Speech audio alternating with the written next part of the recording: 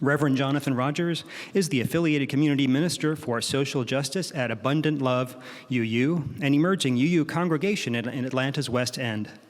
He believes that our most important tasks for creating a better future are imagining and describing alternatives to our current destructive realities. Jonathan serves on the Georgia State Advisory Committee to the U.S. Commission on Civil Rights, is the advocacy team leader for the New Sanctuary Movement of Atlanta, and is a volunteer with Freedom University, a freedom school for undocumented students, which we will actually be hearing a little bit more about later. It sounds like a very special organization. He lives in Decatur with his spouse, Dr. Annie Massart, and their 3 rescue dogs, Tony, Grover, and Pickles. They sound very cute. Thank you very much for joining us today, Reverend Jonathan. It's very nice to have you back.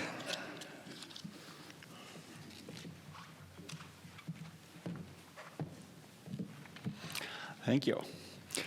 Good morning. Our opening words this morning are by Reverend John Gibb Millspaw.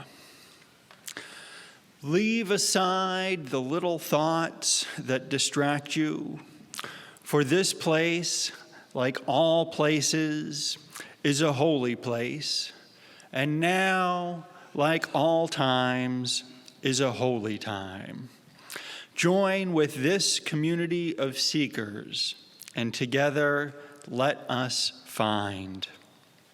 And now, please rise in body or in spirit and join us in hymn number 151 in the gray hymnal, I Wish I Knew How. That's number 151 in the gray hymnal, I Wish I Knew How. Thank you.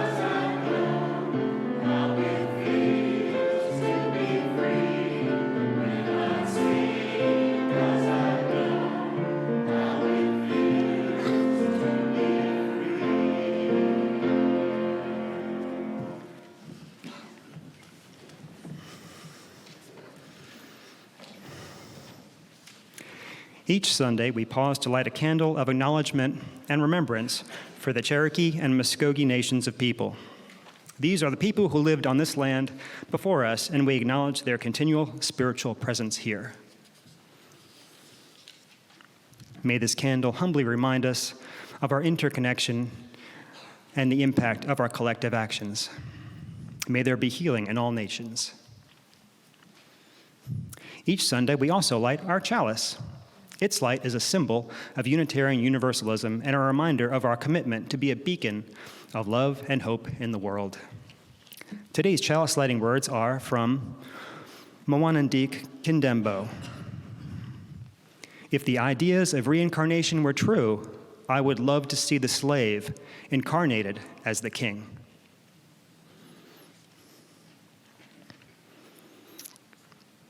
And now, in the spirit of beloved community, let's greet and welcome each other to worship as we share our congregational affirmation, we need not think alike to love alike. Those in the sanctuary, if you choose to, feel free to move around to offer a greeting to others from a distance. And for those online, please use the chat to introduce yourself or unmute to say hello.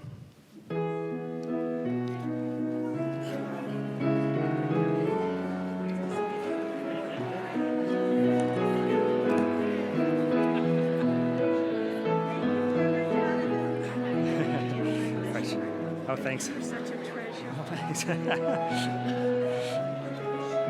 very good.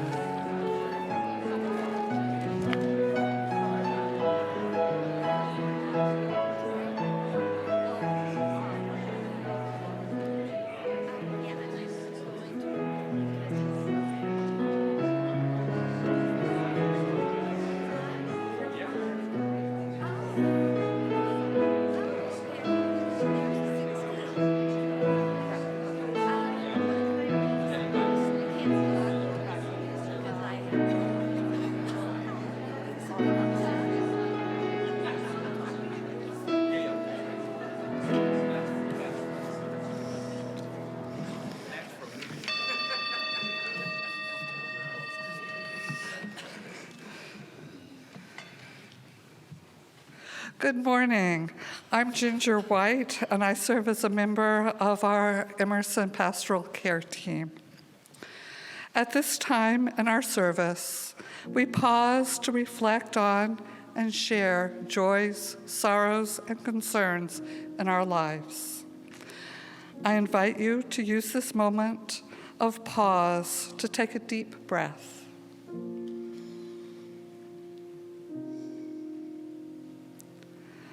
Notice what is on your heart today and their joys enlivening your spirit. Perhaps there are sorrows or concerns you carry with you today. Allow this to be a time to give them space, to hold with gentleness and compassion.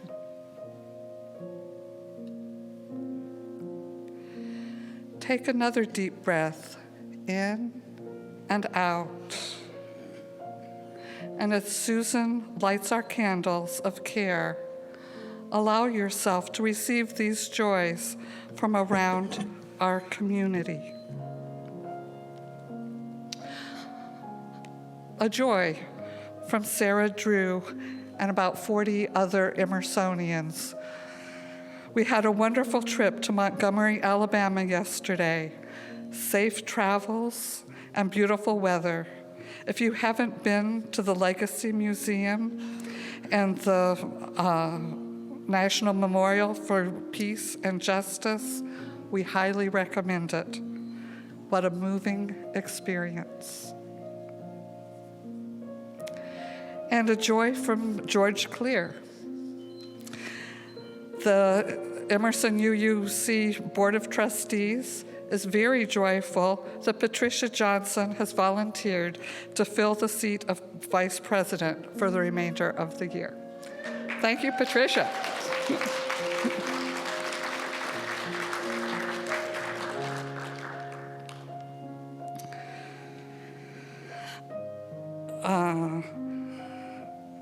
With an open heart, we hold these sorrows and concerns. from Mark Cobb. My wife Maria is in the hospital for stomach issues, and we hope she comes home later today.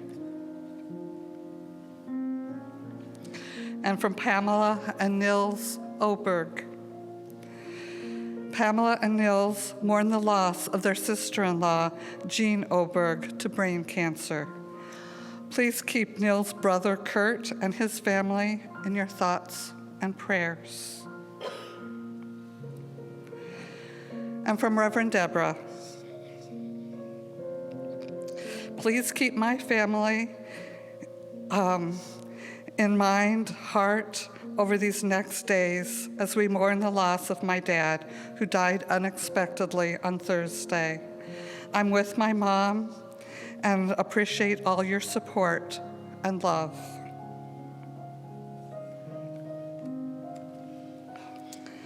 Allowing your heart to open even more, knowing that there may be joys, sorrows, and concerns not spoken. Please feel free to say out loud or type into chat the name of someone you hold in your heart today. Elizabeth.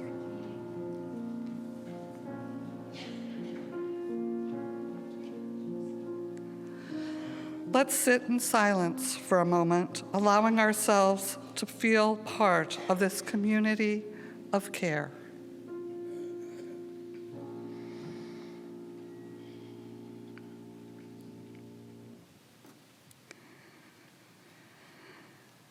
And let's send our heartfelt, caring intentions to all beings everywhere and to ourselves by offering the Buddhist prayer of loving kindness.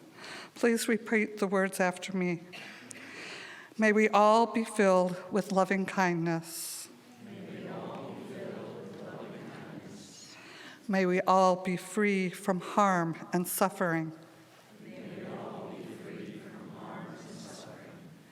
May we all be well in body, heart, and mind.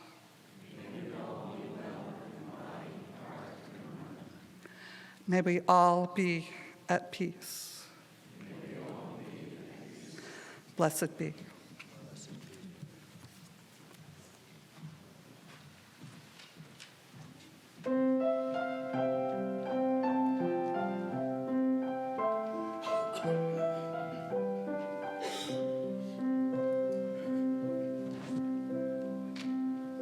For the story today, good morning, first of all, everyone. For the story today, I'm going to ask that all the children remain with their parents.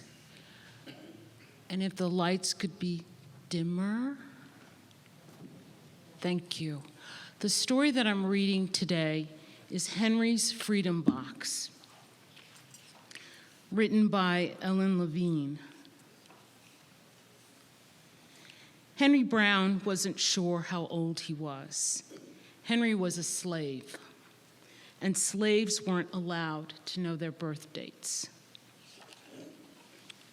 Henry and his brothers and sisters worked in the big house where the master lived. Henry's master had been good to Henry and his family, but Henry's mother knew things could change. Do you see those leaves blowing in the wind? They are torn from the trees, like slave children are torn from their families. One morning, the master called for Henry and his mother. They climbed the wide staircase. The master lay in bed with only his head above the quilt. He was very ill. He beckoned them to come closer. Some slaves were freed by their owners. Henry's heart beat fast. Maybe the master would set them free. But the master said, "You're a good worker, Henry. I'm giving you to my son. You must obey him and never tell a lie." Henry nodded, but he didn't say thank you. That would have been a lie. Later that day, Henry watched a bird soar high above the trees.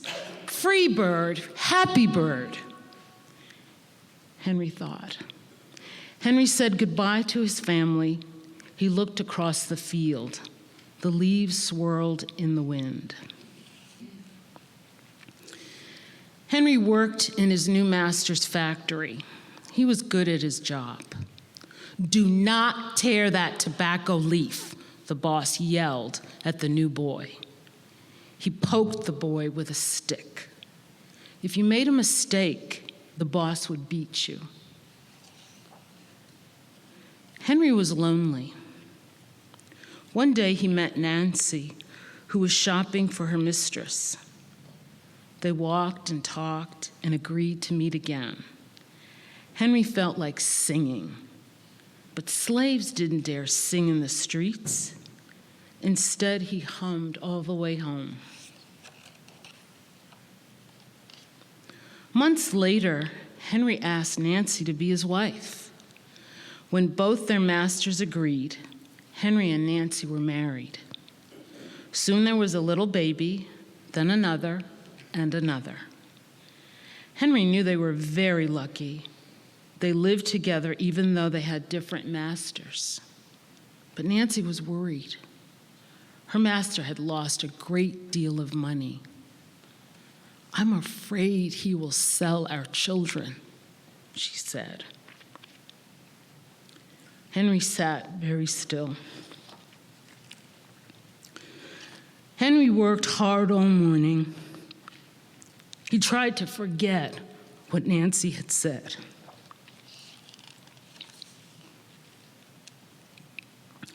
His friend James came into the factory. He whispered to Henry, "Your wife and children were just sold at the slave market." "No!" cried Henry. Henry couldn't move. He couldn't think. He couldn't work. "Twist that tobacco!" The boss poked Henry. Henry twisted tobacco leaves. His heart twisted in his chest. At lunchtime, Henry rushed to the center of town. A large group of slaves was tied together. The owner shouted at them. Henry looked for his family. "Father! Father!" Henry watched his children disappear down the road. Where was Nancy? He saw her the same moment she saw him. When he wiped away his tears, Nancy was gone too. Henry no longer sang. He couldn't hum. He went to work, and at night he ate supper and went to bed. Henry tried to think of happy times, but all he could see were the carts carrying away everyone he loved. Henry knew he would never see his family again.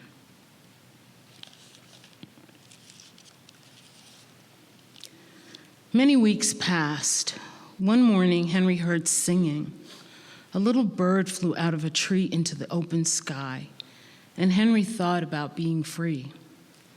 But how? As he lifted a crate, he knew the answer. He asked James and Dr. Smith to help him.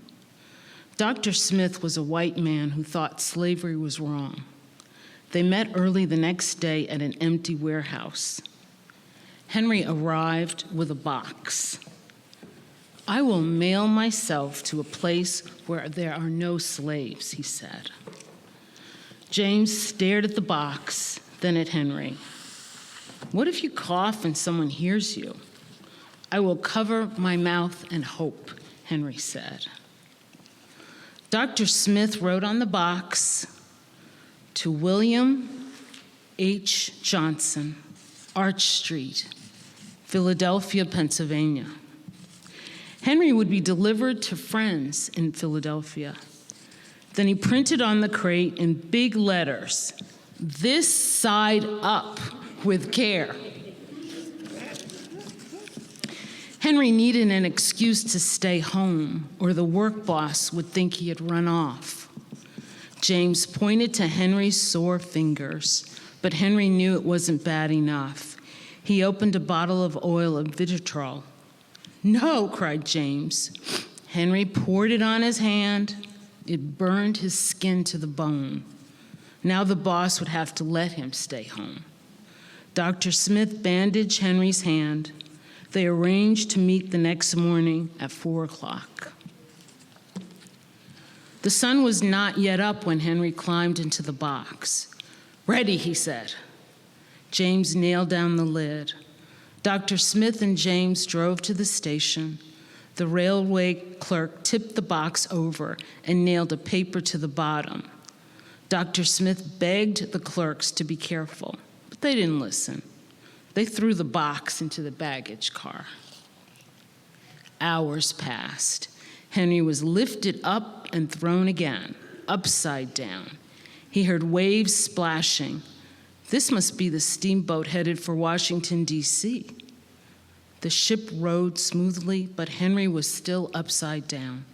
Blood rushed to his head. His face got hot. His eyes ached. He thought his head would burst, but he was afraid to move. Someone might hear him. "I'm tired of standing," someone said. "Why don't we move that box and sit on it?" said another. Henry held his breath. Could they be talking about his box? Henry was pushed. The box scraped the deck. Now he was on his right side. Now he's on his left. And suddenly, right side up. "What do you think is in here?" said the first man. "Mail, I guess," said the other. "I am mail," thought Henry, but not the kind they imagine. Henry was carried off the steamboat and placed in a railroad car, this time head up. He fell asleep to the rattling song of the train wheels. He awoke to loud knocking. "Henry, are you all right in there?" "All right," he answered. The cover was pried open. Henry stretched and stood up. 4 men smiled at him. "Welcome to Philadelphia." At last, Henry had a birthday, March 30th, 1849, his first day of freedom. And from that day on, he also had a middle name. Everyone called him Henry Box Brown.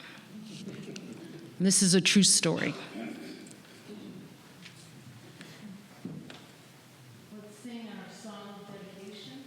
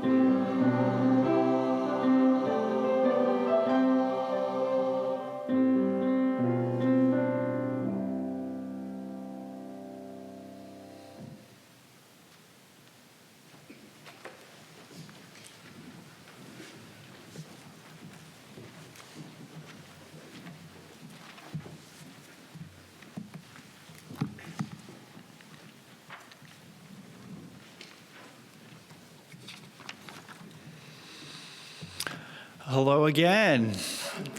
It is so wonderful to be with folks in person for worship again, looking around at more people than I've been in a sanctuary with since 2019.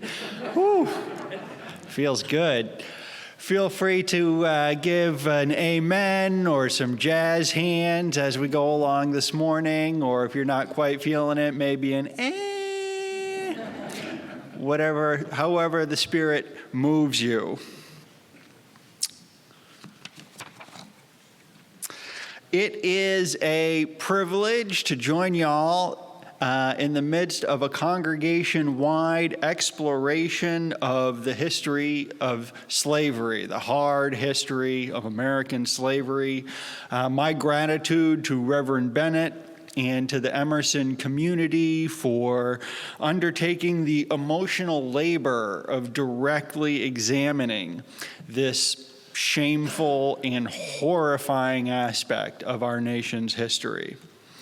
This is difficult work. Thank you to those of you who traveled to Montgomery this weekend to visit the National Memorial for Peace and Justice, which commemorates the black victims of lynching in the United States. The history and present of our country are inextricably linked with racialized violence. Our very status as a world economic superpower is a direct result of centuries of brutally enforced chattel slavery on this continent and in this country. Unitarian Universalists have a long thread of abolitionism and civil rights advocacy in our history, and you all are honoring and carrying forward that work today. Thank you. We, as UUs, have set the bar high for ourselves when it comes to racial justice. And this morning, I want to talk about the work that we have in front of us. We are called always to live into our stated values. And by stated values, I mean that we have had a public and explicit commitment to anti-racism work in our movement for nearly 25 years, since General Assembly 1997. This is primarily white folks' work to do. Our world needs a lot of woke white folks. Amen. Talking about anti-racism is complicated and difficult, but it is the work we are called to do by our principles and our commitments as Unitarian Universalists and as people of conscience. Much of our evolving understanding today of the slave trade in this country comes courtesy of Emory University historian David Eltis and his creation of the Slave Trade Database located at slavevoyages.org, if folks want to check this out. The United States and the colonies that would become the United States accounted for less than 3% of the overall transatlantic slave trade. How is it then that we struggle so much more with the legacies of slavery than countries that traded many times more slaves?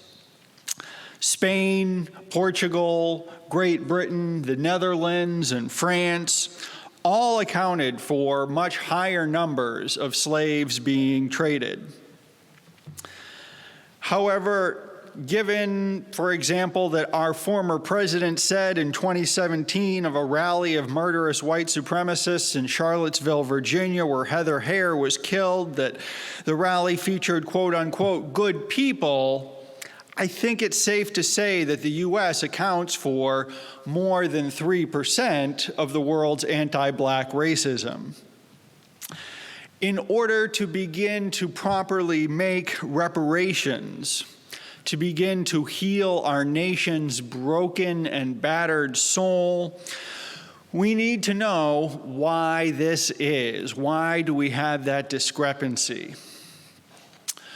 The short answer is that anti-Blackness was codified and systematized in the United States from before we even began as a nation.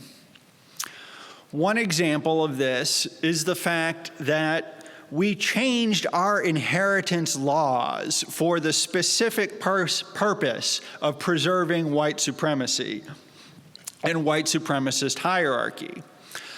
You may remember Bree Newsom as the artist and free Black woman who removed the Confederate flag from the South Carolina State House in 2015. Newsom described the process of changing inheritance laws in colonial America in a series of tweets recently, writing, quote, "Chattel slavery was constructed around laws that legalized the sexual assault of Black women and the selling of their children. Assault of Black women was so pervasive that the prevalence of mixed-race children posed a threat to white supremacy and the slave system. Were the children of white fathers and enslaved Black mothers slave or free? English law had traditionally held that children inherited status and title from their fathers. This custom was specifically changed in America to accommodate the growth of slavery." Newsom is describing a 1662 Virginia slave law that made it so children born of enslaved mothers inherited their mother's slave status, regardless of if the father was a slave or, as was often the case, a free white slave owner. The law stated, quote, "Whereas some doubts have arisen whether children got by any Englishman upon a Negro woman should be slave or free, be it therefore enacted and declared by this present General Assembly that all children born in this country shall be held bond or free only according to the condition of the mother."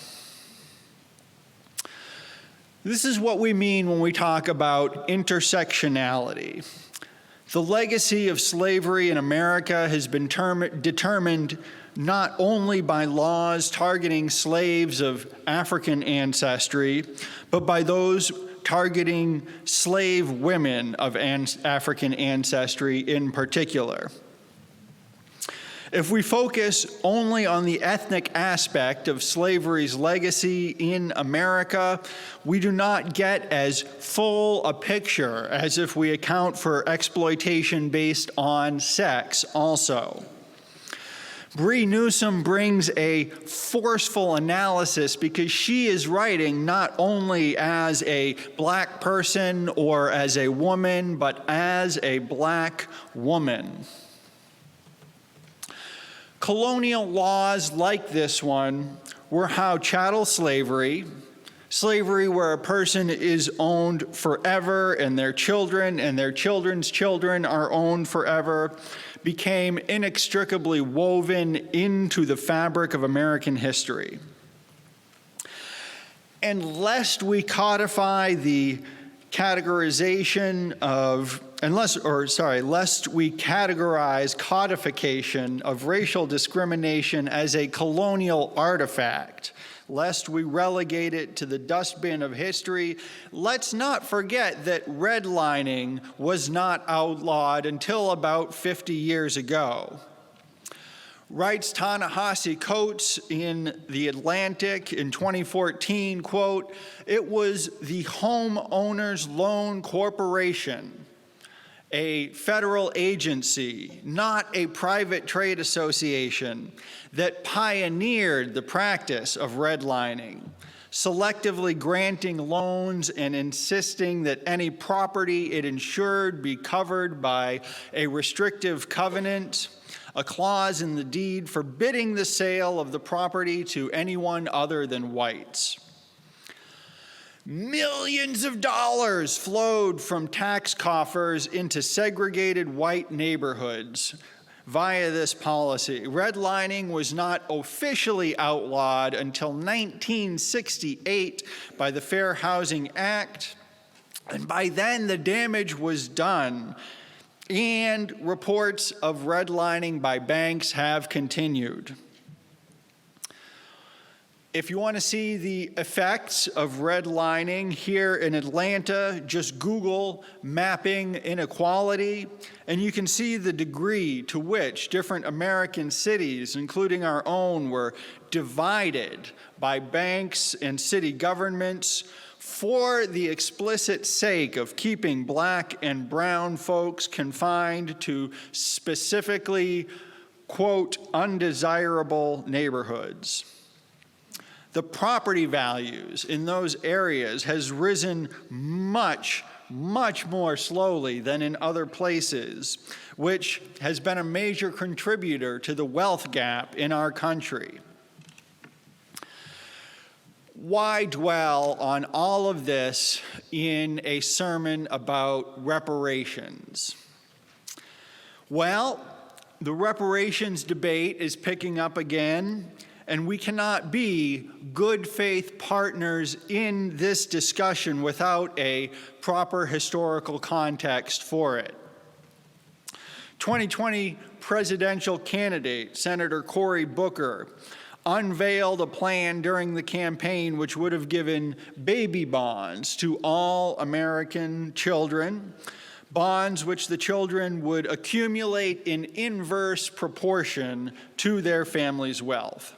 The less wealth your family has, the more bonds you get between birth and age 18. A 2018 study by Naomi Zood of the Center for Poverty and Social Policy at Columbia University found that such a policy would decrease the racial wealth gap between black and white young adult Americans by a factor of over 10 times. Whether or not one thinks it's fair for the government to enact and create a policy that has a disproportionately positive effect on black young adults as it does on white ones probably depends on whether or not you're aware of the current wealth gap being a product of our laws as well over the course of nearly 4 centuries. That's the case in the United States. Many countries engaged in the slave trade between 1500 and 1800, as I mentioned. Great Britain outlawed the international slave trade in 1807, and the United States followed suit the year after. Unlike in other nations, however, the U.S. continued to have a booming domestic slave trade, due in large part to its chattel slavery laws. It's important to remember our country's racial history because examining that shameful past holds a powerful spiritual lesson for all of us. I was raised as a Unitarian Universalist, and as such, I was taught that I was defined as a person, not by the conditions that I was born into, but by my actions and my decisions and how I lived my life. None of us chose to be born into a country with a barbaric and exploitative racial history. I'm fairly certain no one in this room who is an immigrant came here because of an affinity for the slave laws of the Virginia colony. But we each do get to make a choice every day about how we're going to confront that reality. As Unitarian Universalists, our choices and actions determine who we are, not the conditions we were born into. Our theological forebears taught that the world without damnation or salvation is the one that we live in, and that whether or not we are to be saved in this life or the next was not preordained at birth. In fact, they taught eternal damnation was not anyone's fate. Instead, they affirmed that we are all bound for a common destination, that we are co-creators in building that destination, not passive inheritors. None of us was born bad or evil because of the color of our skin or the policies of our nation, but neither are we free to ignore the obligations that come with them. We're called to continually act for justice and equity. If you're not sure what that looks like, my advice is to start small. It's a big job, and baby steps is the way to take it on. Focus locally on the lessons you teach your family, the politics you advocate for, the voices you make room for in your life. Follow Bree Newsom or abolitionist Miriam Kaba on Twitter and ask yourself why they are saying what they're saying, especially if you disagree. Seek out writings and media produced by people who do not share your social identities. Have conversations about race without the primary question being, how do I avoid making white people uncomfortable? Work up from there and keep challenging yourself as you go. The Movement for Black Lives has produced a reparations toolkit available on their website, which makes a great congregational study resource. My home congregation in Maine adapted that as a study resource last year and got so much out of both the educational and informational materials about it, but also the group building experience of engaging it collectively and thinking together about how it could affect the life of their congregation, their programming, how they put themselves out into the community. None of us is a bad person because of the situation we were born into, but we have to do everything we can in this life to make things more just and equitable. I'm asking for your help in the work of racial justice, not on behalf of African Americans or Indigenous Americans or any of the many groups of folks who've been systematically harmed and exploited by the laws and policies of the United States. I'm asking for myself. Please, I need your help. Please join me in the work of racial justice because I can't not do this. This is the work of a lifetime for me. Heather Hare, the woman killed at that rally in Charlottesville, who I mentioned, she and I were born 5 days apart. It could have very easily been me that day in Virginia. Don't do this work because it's a nice thing to do. Do it because your salvation and mine depend on its success. None of us were the ones to make discriminatory laws in 1662, but we can't ignore their effects on our world today. As a minister, a person of conscience, someone aware of our country's history, I support reparations for slavery. I hope that you will join me in this work because you are important to me and I cannot do this work alone. May it be so, and may we be the ones to make it so.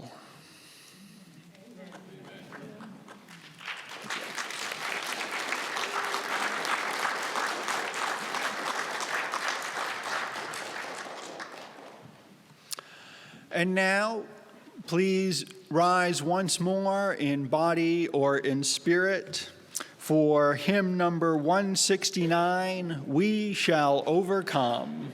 Hymn number 169, We Shall Overcome.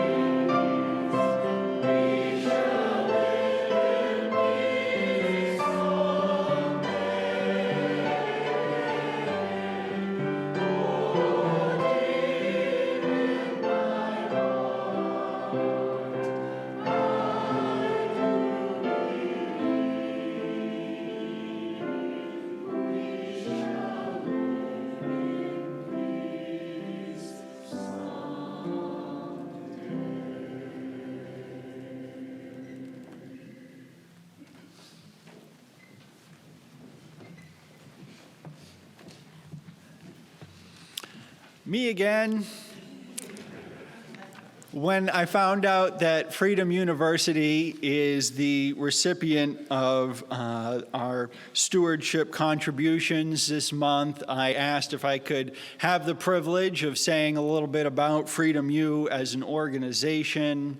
Back at the beginning of the pandemic, when my family had to rethink our charitable contributions a little bit, Freedom U was one of two organizations that my wife and I agreed were non-negotiable in terms of keeping up our donations to them. We've been monthly donors for about 5 years now for Freedom University. So Freedom U is a freedom school for undocumented students here in Georgia. It is for students who've graduated from high school and are looking to go on to college. It's necessary because we have two policies of the Georgia Board of Regents, 416 and 434 are the policies that prohibit undocumented students and DACA recipients from attending the top public universities in Georgia, Georgia Tech, Georgia State, UGA. And if they want to go to any of the other state schools, state colleges in Georgia, they have to pay out-of-state tuition. So effectively, there is a ban against undocumented students and DACA recipients attending Georgia State University system schools. And so Freedom U has stepped in to help with that process by assisting students who've graduated from high school in getting the resources that they need to get ready to go to college and find schools where they can get tuition and scholarship assistance in order to actually be able to follow through and attend. And I've been involved with them since 2017, and I've gotten a chance to know some of the students who participate in Freedom University. And I have to tell you, they are just the most extraordinary humans, the smartest and most hardworking teenagers and young adults that you could ever hope to meet. Some of their recent alumni are at schools like Dartmouth and Hampshire and Oglethorpe and Agnes Scott on full scholarships. And the students who are in the program now have the opportunity to go and tour those schools, meet with the Freedom U alumni, kind of see how it might be possible for them to get there themselves. And the Freedom U staff help to coach up the admissions offices at schools like that, and they work with guidance counselors at schools here in Georgia to make sure that they know how to help undocumented students who want to go down the path towards college. Georgia, by the way, is one of only 3 states in the country where this is the case, where undocumented students are banned from higher education. It's mostly the case in other states, in 47 other states, that they don't have to face that sort of discriminatory policy like we have here. So I believe that all of the UU congregations in the metro Atlanta area now have some form of relationship with Freedom University, whether it's financial, making them a beneficiary of the congregation's donations, or whether people have done volunteer work from those congregations as drivers for Freedom U students, or at the beginning of the pandemic, taking some of the students from Freedom U into their houses, providing space for them to be able to live while they were going to school and not able to stay with their family, or not having housing that was provided by the school because that had been shut down thanks to the pandemic. So one of the things that makes me most proud to be a Georgia UU is that our congregations have, in many forms, stepped up to the plate and helped to make the work of Freedom University possible. And so I want to ask you all to dig especially deep, give as much as you possibly can to this morning's offering that's going to benefit Freedom University, because it is one of the best and proudest things that we as Georgia Unitarian Universalists do. One of the most profound ways that we collectively are working to build a more just and equitable world, and to build the liberatory communities that make that work possible. So thank you in advance so much for your generous contributions to this morning's offering. A link to different ways to give is posted in the chat for those of you who are joining us virtually. And for those in the sanctuary, as the basket is passed, please feel free to offer a donation today or to take a card which describes other ways to give so that you can make your donation later. There's also a number in the order of service that you can text to give that way, and it's the only part of the service where I will smile if folks take out your cell phone, so feel free to enthusiastically avail yourself of that. Our offering will now be taken and very gratefully received.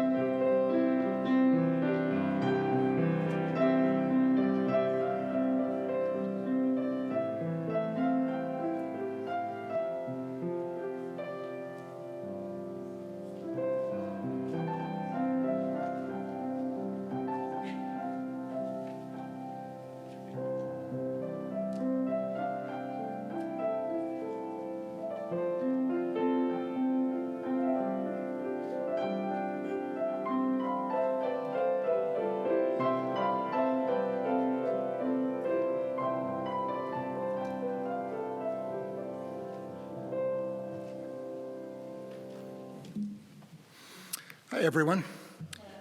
My name is Dave Schimmel, and I serve as treasurer.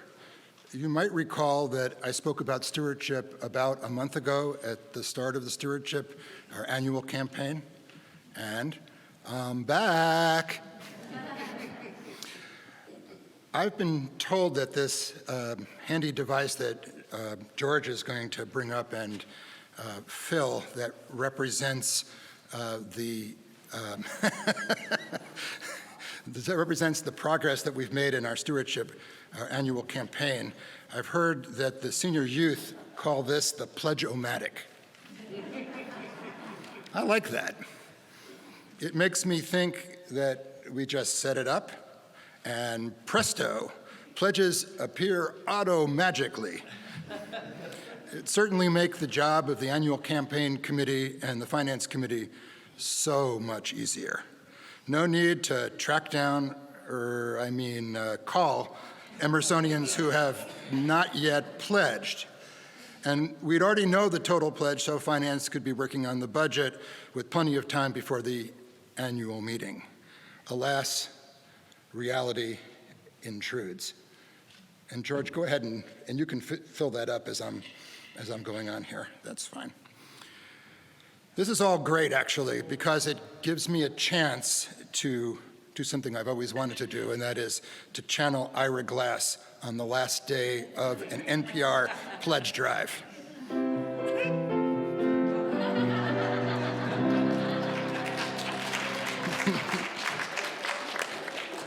Act 1. Our goal for this pledge is $300,000 from about 110 pledges. Right now, we have commitments of about $190,000 from 66 pledges. So, folks, if you haven't pledged yet, you know you want to. You listen to the service, and you're staying tuned even in the pledge pitch.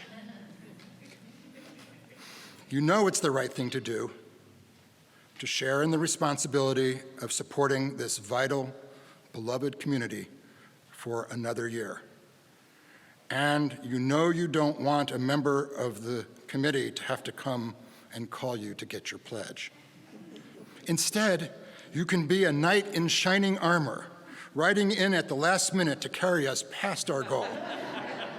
And we will cheer and share food and drink and be merry even later today. So please do not wait another day. You can pledge on your phone, if you are here in the sanctuary, or if you're watching online, and it really only takes a minute. Act 2. Determining the amount that we pledge individually, it's a funny balance between what we can afford and what we feel our personal fair share is, how much we should be paying personally in order to meet the overall goal. I've actually looked at the numbers last night, and it looks like where George is on that pledge-o-matic is, and what I expect to get from what we've seen in the pledges that haven't come in so far, that we'll get to about $250,000 of our $300,000 goal, the way things are going. And so, if you've already pledged, and maybe you can afford to increase a little bit, that will definitely help us get where we need to be. You know you want to. Keeping Emerson vibrant and flourishing is what the world needs now. I've heard that before. It's what we all need now. And so now I need to return you to the service that is currently in progress. Thank you.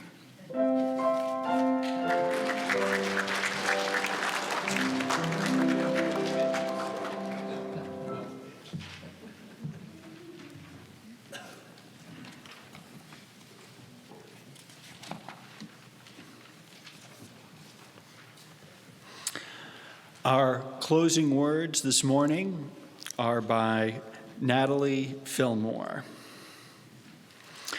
May what we know of suffering, redemption, and salvation bring us to love. Having been the other, may our hearts exclude no one. Having been the slave, may we long to be nobody's master.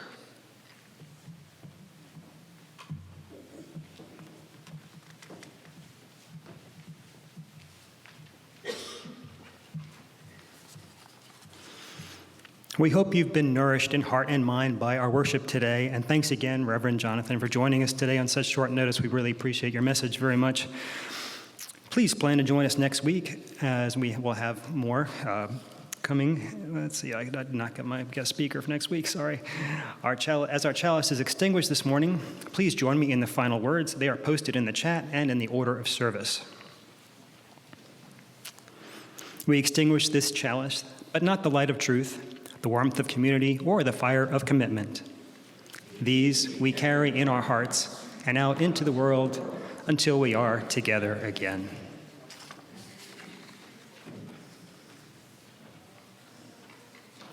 Thank you, Leslie. And please join us for refreshments and fellowship. Oh, and something from Millie also.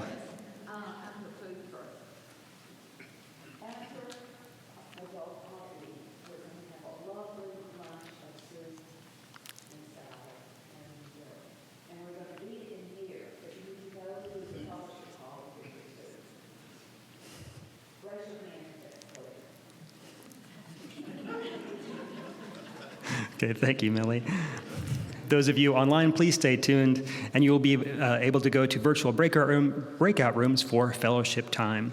At 11:15, our second hour activities for adults, children, and youth begin. You can see the listings in the order of service. We'll have sermon reflections with Reverend Jonathan and some other things as well. And also, as Millie mentioned, we will have our congregational appreciation luncheon at 12:15 right here in this sanctuary. Our service is now concluded, but our connection has only begun. Go in peace and take peace wherever you go.